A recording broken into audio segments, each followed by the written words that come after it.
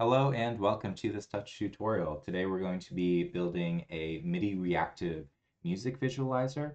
So something like an audio visualizer, but using MIDI data. For this one in particular, I'm going to be using just a piano composition. So the first thing I want to think about is how I'm actually getting MIDI into TouchDesigner. And it may have a few different sources. It could be a MIDI keyboard that I'm playing live.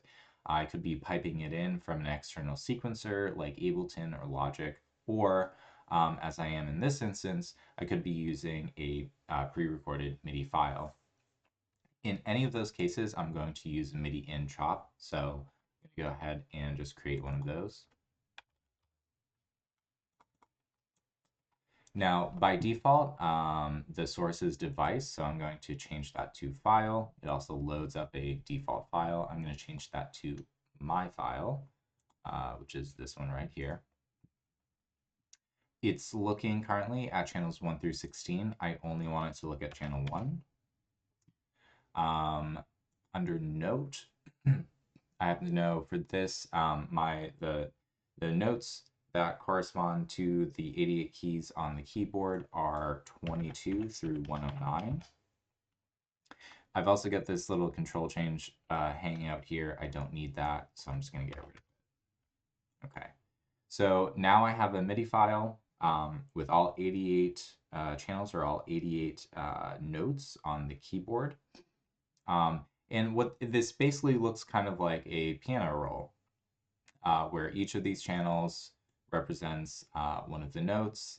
And then we've got this sort of timeline where we can see note on and off messages.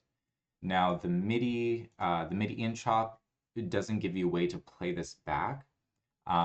So what we're going to do is use a combination of timer and lookup chops in order to essentially move through each of these samples in sequence over a specified period of time. So I'm going to get a lookup first. Plug that into the second input, which is my lookup table. And then I'm going to get a timer. And the only output that I'm interested in here is the timer fraction. So under outputs, I can get rid of ready and done. And I happen to know already that this is this composition is 295 seconds. So I'm going to put that into the length. I should also initialize after I do that.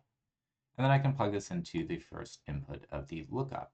So when I start my timer, what it's doing is giving the lookup chop an index to look up all the values in the MIDI in. Great.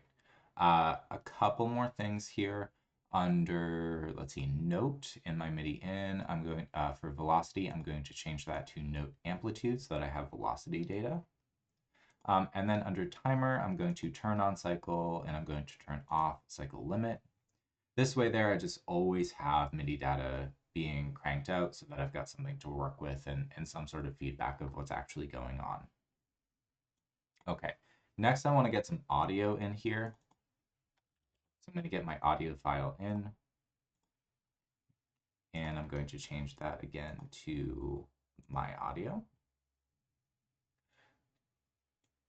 And now I need a way to reset these at the same time so that they're in sync and be able to start and stop them at the same time. And I'm going to do that with a couple of buttons. So I'm going to get myself a button, make a second one. This first one I'm going to call play pause. Second one I'll call reset. So working on the first one, I'm going to connect a null here. Make this viewer active. And then what I can do is export this value to, let's see, here we go. Start of my timer, as well as the, oh, I'm sorry, not start. That was wrong. Export that to play. And then for the audio file in, same thing. I'm going to export that to play. And now when I turn my button on and off, it'll cause the timer and the audio file in to start and stop at the same time. I'm going to go inside my button, and in this BG top, under text, I'm going to change this to a Python reference. And I'm going to say play if op out1, which is this chop right here, and that tells us whether our button is on or off. Index 0 is equal to 0, else pause. So if we go back up, if I hit play, it starts playing. If I hit pause, it pauses. Great. With the reset, I'm going to go in here, and I'm just going to change this to reset. This is always going to be the same. And under button type, I'm going to change it from toggle to momentary. Going to connect it to a null. And then instead of exporting this value, I actually want to run a Python script with it. So if I right click and come to DATS, chop execute, I'm going to turn on the off to on toggle and then go ahead and edit contents.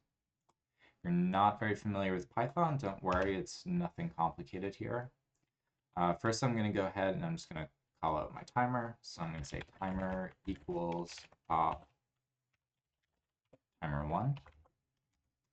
Do the same thing for the audio file. So audio equals op audio file in 1. And then for the timer, what I want to do is, oh, that did that again. I don't want that. I'm going to pulse the start. Okay. I just want to pulse this start parameter. So what I can say is timer.par.start.pulse. And then for the audio file in, I want to pulse this reload parameter. So audio.par.reload pulse. Save that. Now when I hit reset, it resets both the timer and the audio file in, just ensuring that they're always in sync. Okay. One more thing I'm going to do here is I'm going to create a couple of out chops.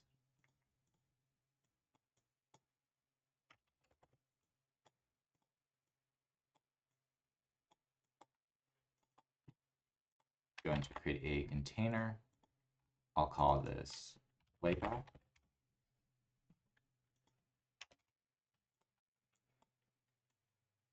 And then I'm just going to cut and paste it right inside here. Under layout, I'm going to make the width 100 and the height 50. Under children, align left to right. I'm going to create a null.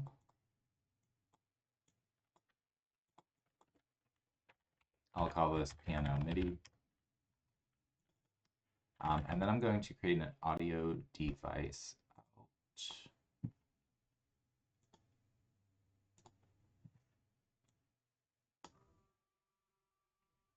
Right. And unfortunately, it looks like you won't be able to hear that, but I promise you there is audio. I'm going to turn that down now. Okay, so this is in a good place for now. I'm going to go ahead and change gears here and start working on a render network.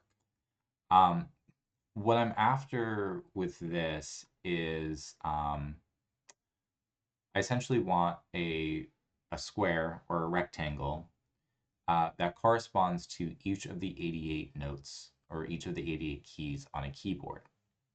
And then every time a note is turned on, it will light up that square or rectangle. And I'm going to be using some instancing for that.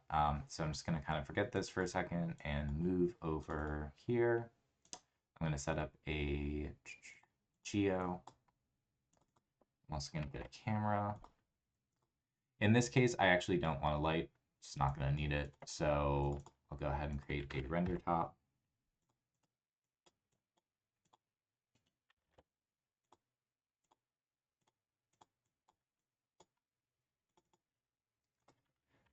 And then a constant matte. Great. I'm going to go inside my geo, delete the torus, create a rectangle, pop a null on the end of that, and turn on my display and render flags. I'm going to go back up. Okay. Out here, I'm going to create a grid stop. And so I want to instance 88 of these. So I'm going to have 8 rows and 11 columns. If I turn on my wireframe, of course, we notice that we've got these rectangles here. So I want all the points to be equidistant, both horizontally and vertically. So I can fix that in my size. Under size X, I'm going to use a Python reference, me.par.size y times me.par.calls divided by me.par.rows. And now we've got nice little squares.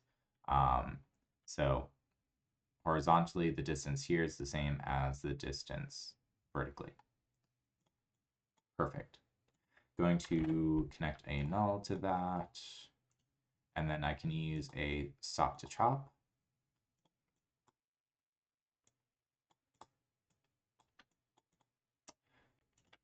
One more null here. I'm going to call this instance data.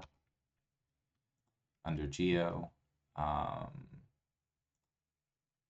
the first instance tab, turn on instancing, drag this into my instance op, and I'm going to set the translation X and Y.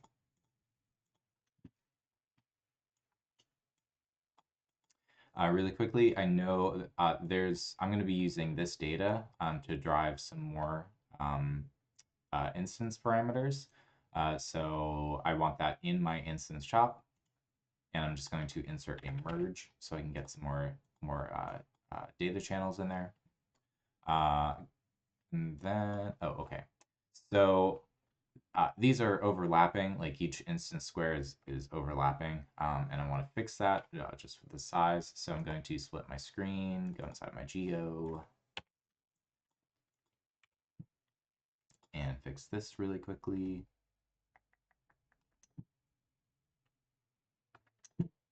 Almost there. There we go. Okay, that's good. I also want to scale this now just so that this fits the render window. So I'm going to scale my X.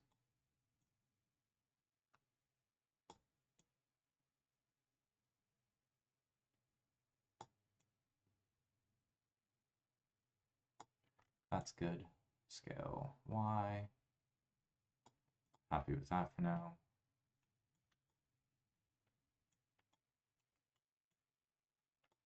All right. Now, if I try to just plug this into my merge, it does not work out very well. Oh, well, that's interesting. So I want this to look more like this, where we have a single channel with 88 samples. Over here, I have 88 channels with a single sample per channel. So I just want to swap my samples and channels. I can do that with a shuffle chop under method, swap channels and samples. Okay, so that looks a little bit better, but you'll notice we have this sort of like running timeline here. And essentially what this is a window of 88 samples, but that window is shifting, and it's actually shifting along with this timeline. If I try to plug this into my merge, that does not work out very well, as we can see. I'm going to fix that with a resample chop. I'm going to move some of this stuff around as well really quickly.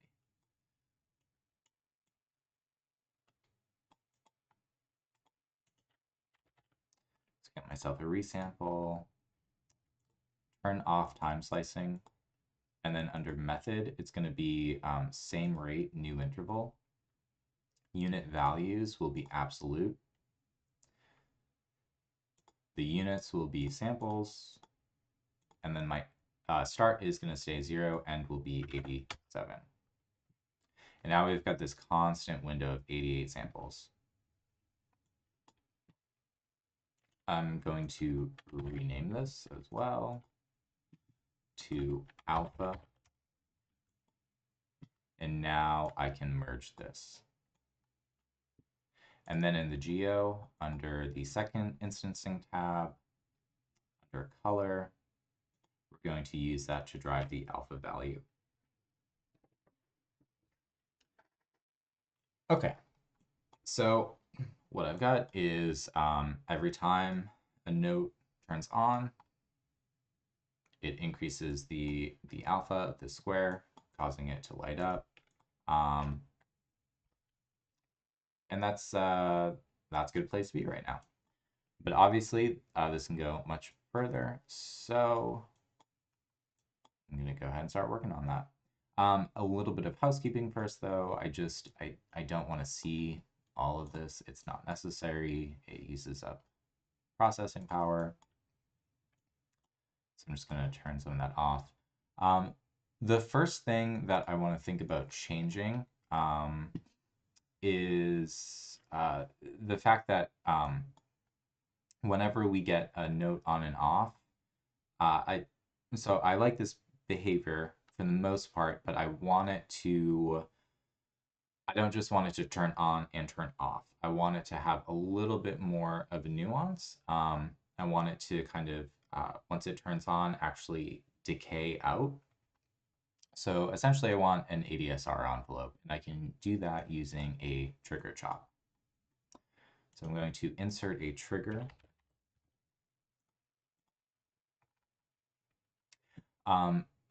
And I'm going to be using some pretty aggressive values, mostly 0. Back length 0, peak length 0, sustain will stay 0.2, or sorry, decay, sustain level 0, release length 0. This is a very up-tempo composition. It's very snappy, so I want a pretty snappy ADSR envelope. But if you're using something like a pad synth, you might want a nice long attack. You might want, more nuance here in your sustain and release and all of that. For this little extra bit of release is good enough for me. Now, it's great that I have some decay here, but what also happens is, I'm just going to split screen so I don't have to keep going back and forth, is this trigger kind of, it overrides all that velocity that we just had. So I need a way to retain that. One way we might think about doing that is multiplying these values by these values. But once this node actually turns off, then we just get a 0 and we don't actually get the entire decay. So what I'm going to do instead is I'm going to get myself a hold, and you'll see where this is going in just a second. I'm going to connect this to both inputs of the hold. Off to on is what I want. So what this does is it holds that velocity value even when the note turns off. It still holds that value. And then I'm going to get myself a limit. I'm going to insert my limit after the trigger.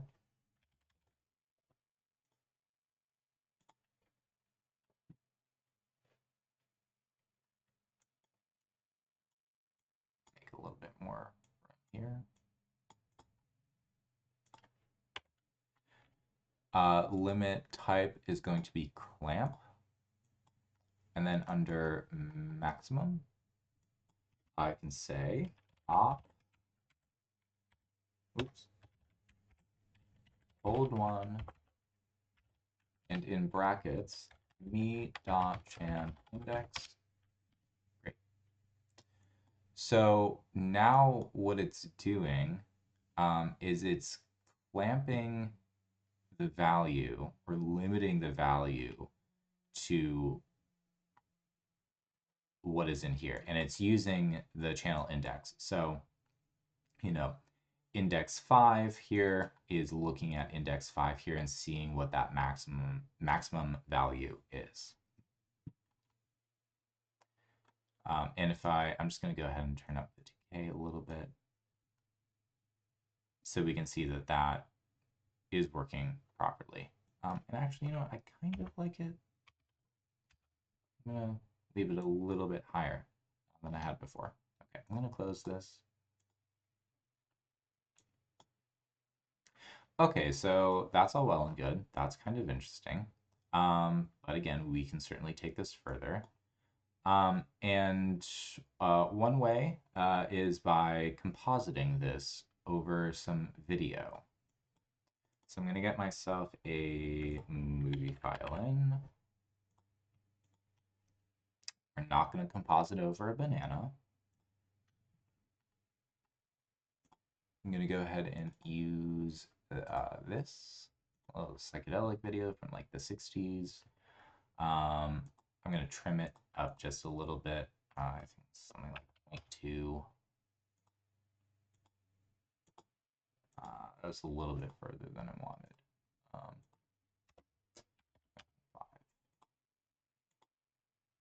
Okay, that's fine. Let's move that over. Oops. Oh, no, no. Okay. Give myself a composite top. And I can multiply, it's already multiplying them. Now this video is a different aspect ratio, so it's kind of messing with this here. So I'm gonna fix that really quick. Under common, custom resolution, be 1280, 720. Perfect.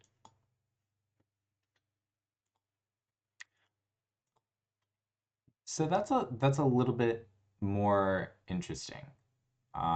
It kind of feels like there's something going on under there. We don't quite know what it is, and we keep getting little glimpses into what it is.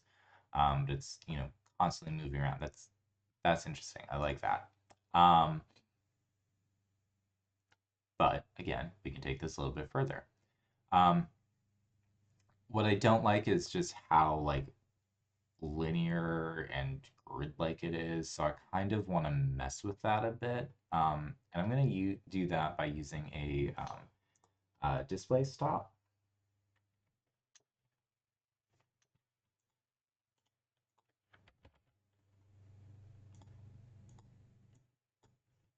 And I'm going to displace this using the render.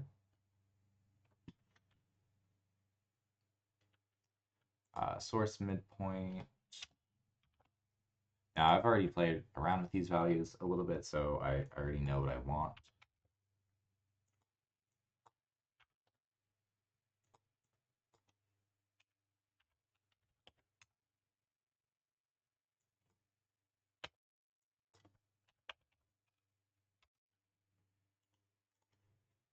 Okay, so that's kind of fun. It sort of jumbles it up a bit.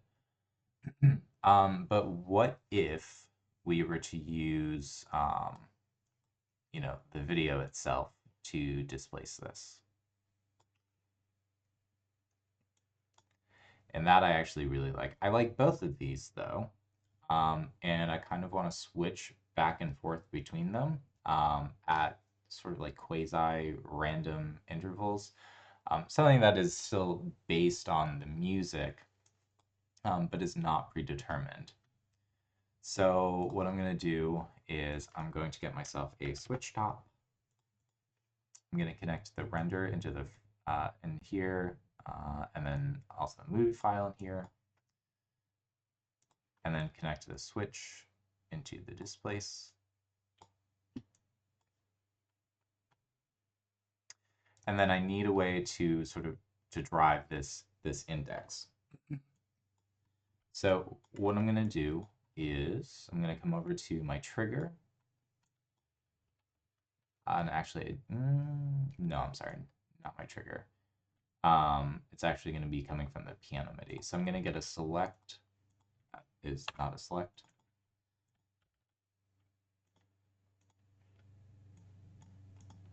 And what I want to do is select a like pseudo random collection of channels. And to do that, I'm going to do channel 1, note.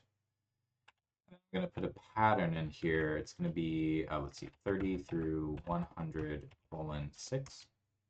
And what that's doing is it's looking at notes 30 through 100 and selecting every 6 of those. Okay, that's great.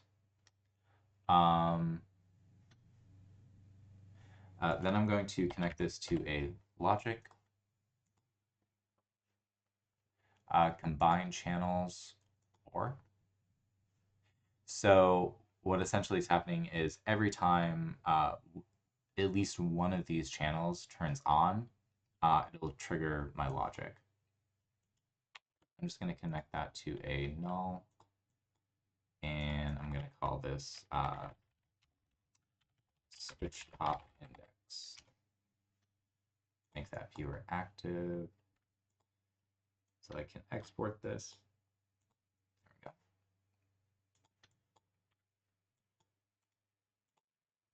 we go. And we'll see it is doing that. Okay.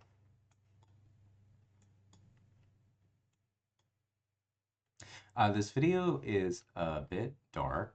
I would like to lighten it up. So I'm going to give myself a level and turn the brightness up. It's also like very pixelated. And I'm just going to fix that by using a blur. For this content, I don't really care whether or not we can tell what it is. It's really just about a collection of colors, since it is such, such a poor visual quality. Okay, so that's good for me. Now I want to do one more thing, and again, this is partly because I don't really care what this content is. It's about being a collection of colors. Um, if you're doing something like this, and the content of the video is actually important, you wouldn't go down this route. But I think this is still a sort of interesting thing to explore. I'm going to get myself a noise top. I'm going to change my resolution to 1280 by 720. And there's lots of things we could do with the noise, but for now I'm just going to turn down the period. That's good. And then I'm going to get a lookup.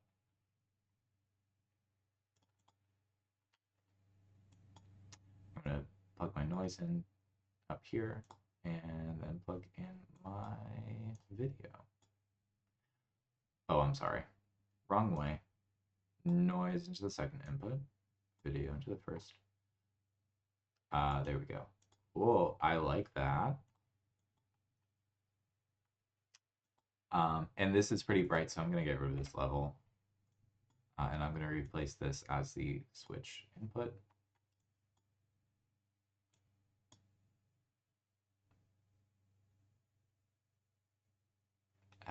You know what? No, I'm not. I'm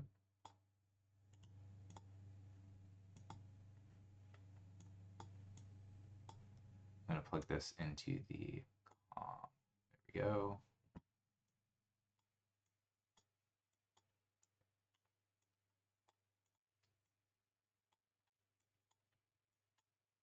And then right after the displace, put in an edge. Comp over input. And turn the strength up just a little bit.